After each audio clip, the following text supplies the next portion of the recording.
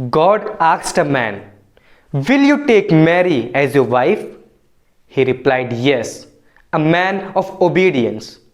Mary asked the same man, "Will you help me to preserve my chastity all my life?"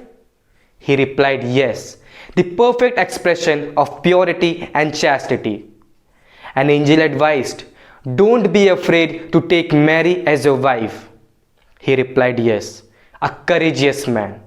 Well, who is this man of such virtues? Let us find. Praise the Lord to everyone.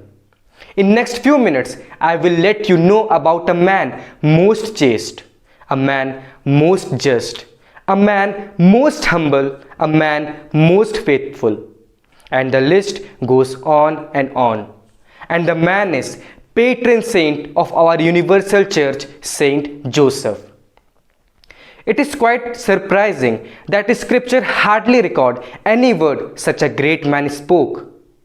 But as rightly said, action speaks louder than words.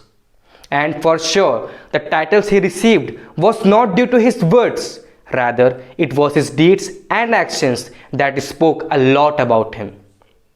Honestly speaking, it is a Herculean task to become like a Joseph, as his life was no bed of roses.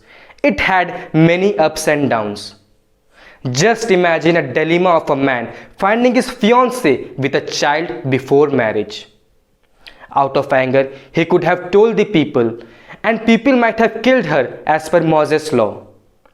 But he didn't, because he was a just and righteous man and did not want to disgrace her. So thinking of it, he silently decided to divorce her. But later, when he got to know about the fact from an angel, he, without any objection, wholeheartedly accepted Virgin Mary and Son of God Jesus. That reveals how loving, responsible and compliant he was. He was a man most prudent. In the current situation, whether it be taking a 9-month pregnant lady to Bethlehem or saving life of mother and child from King Herod, he faithfully trusted God and his ways and took courageous decisions. Shows how wise, how faithful and valiant he was.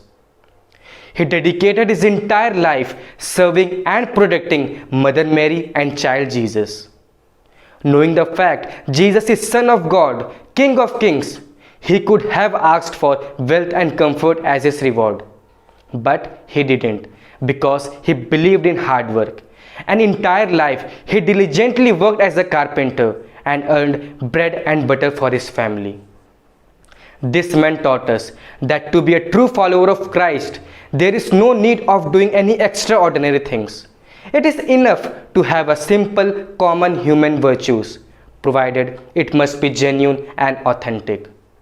So let us all together ask his intercession, the protector of the church, the pillar of the families, that he may intercede for us, so that we could follow him in all his virtues, so that we can live a better and healthy spiritual life. Thank you.